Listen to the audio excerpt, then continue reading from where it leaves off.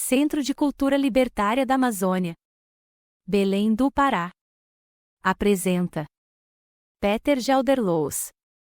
Uma solução anarquista para o aquecimento global. Se a resposta dos capitalistas verdes para as mudanças climáticas somente joga mais lenha na fogueira, e se os governos em escala mundial são incapazes de resolver o problema, como anarquistas sugeririam reorganizar a sociedade para poder diminuir a quantidade de gases estufa na atmosfera e sobreviver a um mundo que já mudou? Não há uma só posição anarquista e muitos anarquistas se negam a oferecer qualquer tipo de proposta argumentando que quando a sociedade se libertar do Estado e do capitalismo, ela mudará organicamente e não de acordo com o anteprojeto. Além disso, a atitude policial de ver o mundo desde cima e impor mudanças é inseparável da cultura responsável por destruir o planeta e oprimir a seus habitantes. Contudo, queremos esboçar uma possível maneira de como poderíamos organizar nossas vidas, não dando uma proposta concreta, mas sim porque as visões nos fazem mais fortes e todos nós necessitamos de coragem para romper de uma vez por todas com as instituições existentes e com as soluções falsas que nos oferecem. Seguindo os propósitos deste texto, não vou entrar em nenhum dos importantes debates com respeito a ideais, a níveis apropriados de tecnologia, escala, organização, coordenação e formalização. Vou descrever como uma sociedade ecológica e anti-autoritária poderia se manifestar, fluindo desde a complexidade social do momento presente. Por razões de simplicidade, tampouco entrarei em debates científicos sobre o que é e o que não é sustentável. Esses debates e a informação que apresentam são acessíveis extensamente para quem queira fazer sua própria investigação.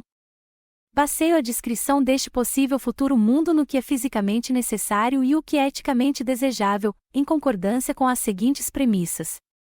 A extração de combustíveis fósseis e seu consumo devem se encerrar por completo. A produção de comida industrial deve ser substituída pela colheita sustentável de comida a nível local. Estruturas centralizadas de poder são inerentemente exploradoras do meio ambiente e opressivas para as pessoas. A mentalidade de valor quantitativo, acumulação, produção e consumo, ou melhor dizendo, a mentalidade do mercado livre, é inerentemente exploradora do meio ambiente e opressiva para as pessoas. A descentralização, a associação voluntária, a auto-organização, o apoio mútuo e a não coerção são viáveis e funcionaram dentro e fora da civilização ocidental inumeráveis vezes.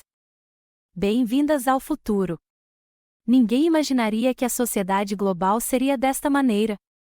Sua característica mais definitiva é sua heterogeneidade. Algumas cidades foram abandonadas, árvores crescem através de suas avenidas, rios fluem onde antes o asfalto cobria a terra e os arranha-céus se desmoronam enquanto capivaras pastam em meio ao cimento rachado. Outras cidades prosperam, porém, mudaram a ponto de se tornarem irreconhecíveis. Terraços, lotes vazios e avenidas foram convertidas em hortas. Árvores frutíferas e nozes formam fileiras em cada quadra. Galos cantam a cada amanhecer. Em torno de 1/10 das ruas, as grandes vias, permanecem pavimentadas ou asfaltadas, ônibus funcionando com biodiesel passam com frequência. Outras ruas foram amplamente ocupadas por jardins e hortas, embora ciclovias cortem o centro delas. Os únicos edifícios que têm eletricidade durante as 24 horas do dia são os centros de tratamento de água, os hospitais e as estações de rádio. Os teatros e os edifícios comunitários obtêm energia em rodízio somente até à tarde para que possam ficar abertos para noites de cinema ou outros eventos. Praticamente todos têm velas e lamparinas, e é assim que sempre há alguma luz em muitas janelas até tarde. Porém não é nada parecido com o que era antes. Na noite é possível ver as estrelas no céu. E as crianças ficam boquiabertas quando os mais velhos lhes dizem como as pessoas haviam abandonado esse prazer. A eletricidade é produzida por uma rede de usinas de energia que queimam desperdícios agrários, como espigas de milho, por exemplo, por meio de alguns biocombustíveis e através de uma quantidade reduzida de turbinas eólicas e painéis solares. Porém a cidade funciona com só uma fração do que usava anteriormente. As pessoas aquecem e resfriam seus lares por meio de um design solar e eficiente, sem eletricidade alguma. Nas regiões mais frias, as pessoas complementam isso no inverno com a queima de combustíveis renováveis, porém as casas estão bem isoladas e os fornos estão projetados com a máxima eficiência, por isso não é necessário muito. As pessoas também cozinham em fornos à base de combustíveis ou, em climas mais temperados, com fornos solares. Algumas cidades que utilizam mais eletricidade para a indústria manufatureira e para manter formas de geração de eletricidade renovável, solar, eólica e energia das marés e correntezas dos rios, também cozinham com eletricidade. Muitos edifícios têm uma lavadora coletiva, sem secadoras e todas as vestes são secadas como antigamente, em uma corda de varal. Ninguém tem um refrigerador, embora cada edifício ou apartamento tenha um congelador comunal. As pessoas guardam alimentos perecíveis como iogurtes, ovos e legumes em uma geladeira portátil ou no porão, e comem alimentos frescos ou enlatados. Elas colhem nas hortas de suas quadras a metade do que consomem. Quase todos os alimentos que consomem são colhidos a 20 milhas de onde vivem. Nenhum alimento é geneticamente modificado ou produzido com químicos e todos são produzidos pelo seu sabor e nutrição, não por sua perenidade e facilidade de transporte. Em outras palavras, todos os alimentos têm o melhor sabor e as pessoas são muito mais saudáveis. Doenças cardíacas, diabetes e câncer, alguns dos maiores assassinos da sociedade capitalista, desaparecem. Os supervírus, criados durante o capitalismo, que mataram milhões de pessoas durante o colapso, desapareceram em sua maior parte e o uso de antibióticos quase chegou ao fim. As pessoas vivem em condições mais saudáveis globalmente. E têm sistemas imunológicos mais fortes. As viagens globais não são nem tão frequentes nem tão aceleradas. As pessoas também têm uma maior consciência com respeito ao meio ambiente e uma conexão pessoal com a biorregião porque se alimentam do que se produz em temporada e o do que se colhe localmente, e também porque são elas mesmas quem os colhem. Cada casa tem um banheiro de compostagem e uma pia, porém não há esgoto. Se tornou uma espécie de regra subentendida ao redor do mundo que cada comunidade deve assumir a responsabilidade por seus próprios dejetos com bacias de evapotranspiração. Livrar-se de resíduos jogando-os rio abaixo tornou-se o maior tabu. As relativamente poucas fábricas restantes usam fungos e micróbios em grandes terrenos florestais ao redor das zonas industriais para corrigir qualquer eventual contaminação que produzam. Os bairros convertem seus dejetos em adubo ou combustível. A quantidade de água é limitada, porém os edifícios estão equipados com coletores de água da chuva para as hortas e para fazer faxinas. As vivências que excedem muito a cota recomendada de uso de água são publicamente surpreendidas. A cota recomendada não é imposta, é simplesmente uma sugestão compartilhada por quem trabalha nos consórcios de tratamento das águas, baseada na quantidade de água que a cidade está permitida desviar da fonte principal e em concordância com todas as comunidades que compartilham a fonte. Na maioria das cidades, as pessoas organizam assembleias periódicas para a manutenção de hortas, estradas, ruas, edifícios, creches e para mediar conflitos. As pessoas também participam de reuniões em qualquer sindicato ou projeto infraestrutural que desejam dedicar seu tempo.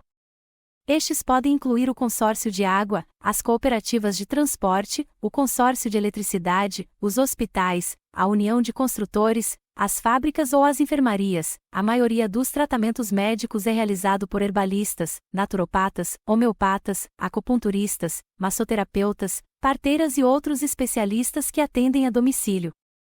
A maioria destas organizações são descentralizadas ao máximo, confiando a indivíduos e pequenos grupos de trabalho a realização de suas tarefas, embora quando necessário, se coordene através de reuniões que normalmente funcionam como assembleias abertas usando o consenso, com uma preferência por compartilhar perspectivas e informação sem tomar decisões sempre que possível.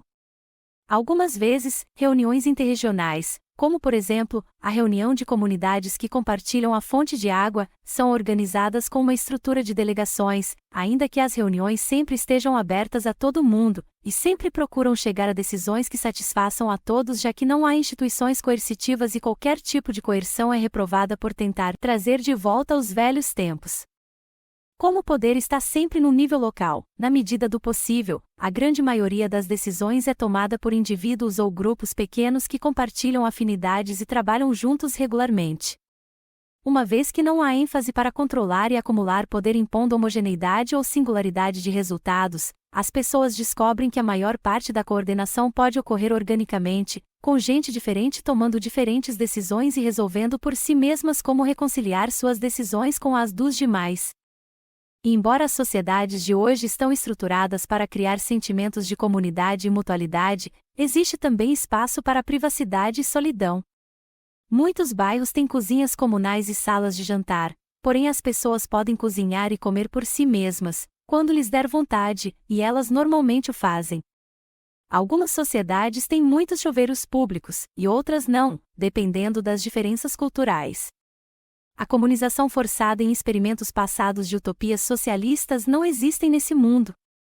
A propriedade privada foi abolida no sentido clássico dos meios de produção que as pessoas necessitam para sua sobrevivência, porém, qualquer um pode ter quantos objetos pessoais elas conseguirem, roupas, brinquedos, reservas de doces e outras iguarias, uma bicicleta, etc.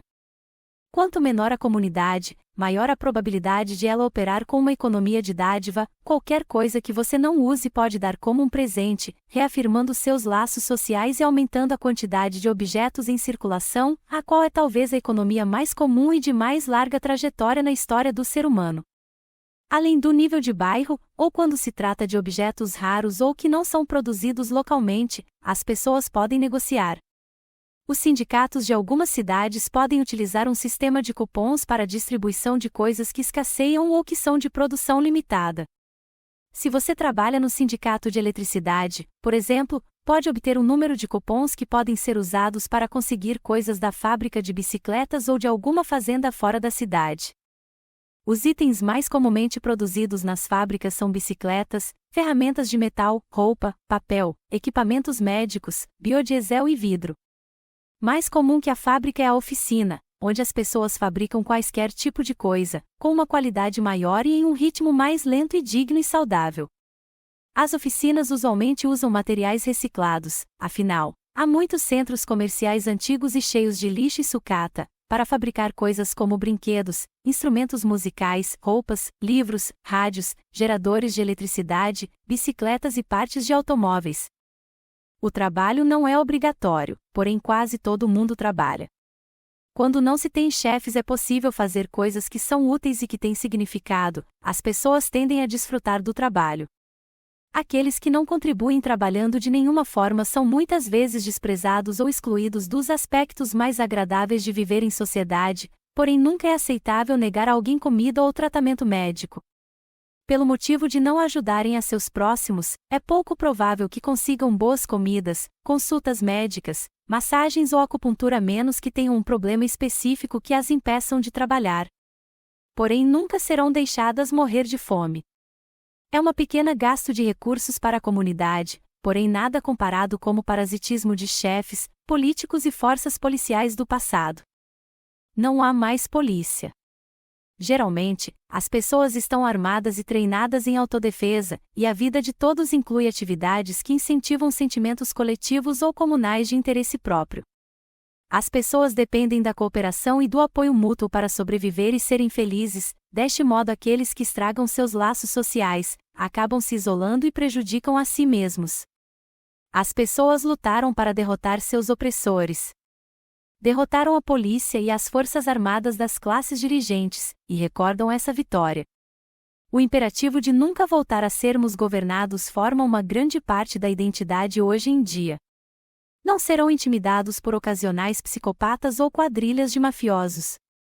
Em suma, a cidade tem uma insignificante pegada ambiental.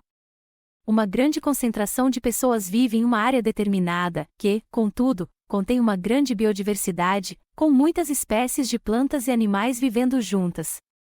Não produzem poluição que não sanem elas mesmas. Usam água de fontes, porém muito menos que uma cidade capitalista, e em acordo com outras comunidades que usam as mesmas fontes.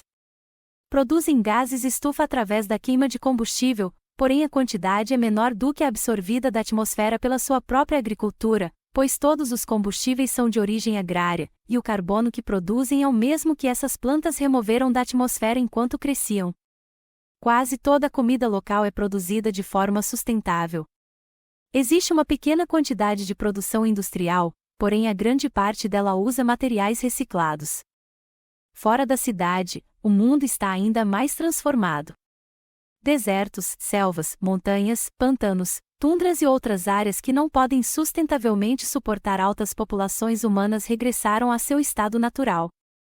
Nenhum tipo de programa governamental foi necessário para criar reservas naturais, simplesmente não valia a pena permanecer nestes lugares quando a produção de combustíveis fósseis parou. Em muitas destas, as pessoas vivem como caçadores-coletores, levando a cabo a mais inteligente forma de economia possível nesta biorregião e tornando a noção convencional do que é futurístico de cabeça. Algumas comunidades rurais são autossuficientes, sustentadas com a agricultura e a pecuária, ou mais intencionalmente com a permacultura. Muitas pessoas que deixaram as cidades durante o colapso formaram estas comunas e são mais felizes e saudáveis do que durante o capitalismo.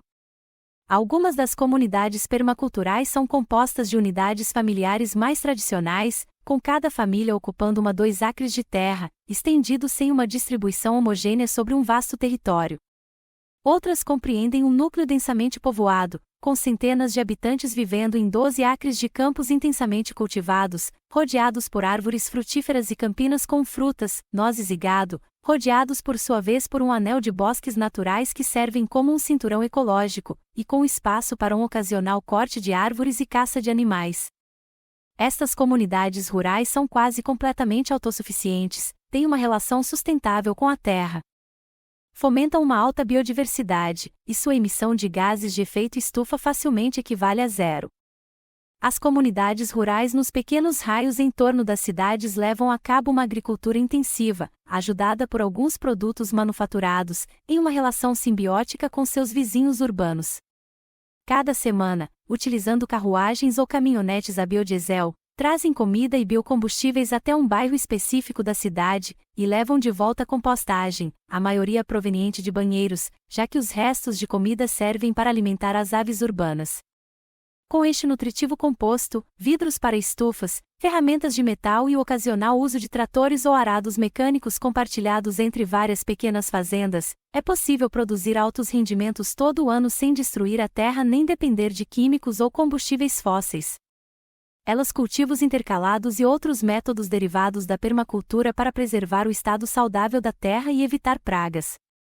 As fazendas contam com árvores frutíferas e pequenos bosques, e por isso há uma grande biodiversidade, incluindo grande quantidade de aves que se alimentam de insetos. Já que não praticam a monocultura, as pestes e as doenças não se expandem tão incontrolavelmente como na agricultura industrial capitalista. O uso de plantas nativas, diferentes espécies, a proteção do solo e a preservação de bosques também mitigam o impacto das secas e do clima extremo causado pelas mudanças climáticas. Ainda existe uma quantidade aceitável de transporte entre biorregiões. As cidades estão conectadas por meio de trens a biodiesel e as pessoas cruzam regularmente os oceanos em barcos que funcionam com energia eólica. Uma quantidade definida de comércio interregional funciona desta maneira, porém o transporte interregional serve, principalmente, para permitir o movimento das pessoas, ideias e identidades. As pessoas se locomovem menos do que nos últimos dias de capitalismo, porém, por outro lado, não têm que se preocupar por seguir os caprichos da economia que as obrigava a se mudar para longe em busca de trabalho. As biorregiões são quase completamente autossuficientes economicamente e as pessoas encontram o sustento necessário. Se querem partir é porque querem viajar para ver o mundo e são livres para fazê-lo porque as fronteiras deixaram de existir. A comunicação de longa distância funciona principalmente através de rádio. A maioria das comunidades urbanas e semi-urbanas tem telefone e internet. A produção altamente tóxica de computadores quase acabou, porém, algumas poucas cidades usam métodos inovadores e mais limpos para produzir computadores em uma escala mínima e mais lenta. No entanto, existem suficientes peças em circulação e a maioria dos bairros podem manter alguns computadores funcionando se assim desejam. Muitas pessoas da zona rural vivem o suficientemente perto de uma cidade para ter acesso a estas formas de comunicação de vez em quando. Ainda é possível receber notícias de todo o mundo e continuar a cultivar uma identidade parcialmente global. A base econômica da sociedade se diversificou bastante dentro de cada comunidade linguística. Em outras palavras, uma pessoa pode viver em uma comuna agrícola com um nível de tecnologia muito similar ao da sociedade ocidental no século XIX, mas na vizinhança existe um bosque habitado por caçadores-coletores. E, algumas vezes por ano, essa pessoa pode visitar uma cidade organizada por sindicatos e assembleias, onde há eletricidade, ônibus, uma estação de trem ou um porto, onde se pode ver filmes ou ler o blog de alguém que está no outro lado do planeta. Imagens e notícias ao redor do mundo passam por cada comuna regularmente. Se fala o mesmo idioma e se compartilha uma cultura e história similar com estas comunidades que são, no entanto, muito diferentes entre si. O resultado disso é que uma identidade exclusivamente separatista e isolada, que poderia trazer problemas como o renascimento de comportamentos dominadores e imperialistas, é constantemente balanceada pelo crescimento de uma identidade global e a mescla com membros tão diferentes de uma comunidade ampla. Na verdade, já que a maioria das comunidades linguísticas se estendem bem mais além de uma biorregião e já que as pessoas desfrutam de uma mobilidade social sem precedentes, cada indivíduo decide, quando chega a uma certa idade, se quer viver na cidade, no campo ou nos bosques. Não somente as fronteiras não existem entre nações artificialmente construídas, as fronteiras sociais tampouco detêm um movimento entre diferentes categorias identitárias e culturais. Para as pessoas mais velhas, esta forma de vida se assemelha ao paraíso, mesclado com os sombrios detalhes da realidade, conflitos, trabalho duro, desamores e pequenos dramas. Os jovens simplesmente pensam que este tipo de vida é resultado de um senso comum. E cada ano, o mundo se cura um pouco mais dos estragos causados pelo capitalismo industrial. Novas áreas retornam ao estado silvestre e a quantidade de bosques e zonas úmidas aumenta, enquanto que áreas altamente povoadas se tornam ecossistemas saudáveis graças à jardinagem, à permacultura e à eliminação dos carros. Os níveis de gases de efeito estufa se reduzem lentamente, pela primeira vez em décadas, o carbono retorna aos solos, aos bosques e zonas úmidas, a novas áreas urbanas verdes, e a queima de combustíveis fósseis é erradicada. Mais de um terço das espécies no planeta se extinguiram antes das pessoas mudarem a maneira de viver, porém agora que a perda de habitat foi invertida, muitas espécies voltam a se proliferar. Enquanto a humanidade não esquece a lição mais difícil que já aprendeu, em alguns milhões de anos a biodiversidade do planeta será tão grande como sempre foi. Uma vida digna substituiu o lucro como um novo termômetro social e, em um golpe a todos os engenheiros do planejamento social, todo mundo pode fazer suas próprias metas e determinar por si mesmos como alcançá-las. As pessoas recuperaram a habilidade de se alimentar e de fazer suas próprias casas, e as comunidades individuais mostraram que elas são as que se encontram melhor situadas para projetar um modo de sustentabilidade adaptado às condições locais e às várias mudanças resultantes do aquecimento global. Era algo tão óbvio. A única solução que todos os que se beneficiavam com uma economia que gerava mudanças climáticas nunca discutiram era as que poderiam realmente funcionar. Durante a maior parte do tempo, as pessoas não acreditavam em quem tentava alertar sobre as mudanças climáticas, sobre o colapso ecológico, e outros problemas criados pelo governo e pelo capital, os mesmos que clamavam soluções radicais. Ao final, viram que a melhor decisão que tomaram em suas vidas foi a de parar de confiar naqueles que estão no poder, os responsáveis por todos esses problemas, e ao invés disso começar a confiar em si mesmas e se partirem para a ação. A esses leitores que duvidam da possibilidade desta visão, podem dar uma olhada em Campos, Fábricas e Oficinas, de Peter Kropotkin, onde cientificamente se mostra uma proposta similar já há mais de 100 anos. Também podem prestar atenção em como a terra nativa onde vivem foi organizada antes da colonização. De onde eu venho, a Confederação Povata manteve a paz e coordenou o comércio entre várias nações no sul da Baía de Chesapeake, na costa atlântica dos Estados Unidos. Ao norte, os Haudenosaunee mantiveram a paz entre 5, e logo 6 nações, por 100 anos. Ambos grupos suportaram uma alta densidade populacional mediante a horticultura intensiva e pescando sem degradar o meio ambiente. Onde agora vivo, em Barcelona, os trabalhadores tomaram a cidade e as fábricas e geriram tudo por si mesmos em 1936. E onde estou escrevendo este artigo, em Seattle, houve uma greve geral de um mês em 1919 e os trabalhadores também se provaram capazes de se organizar e manter a paz. Não é um sonho. É uma possibilidade iminente, porém somente se tivermos a coragem de acreditar nela.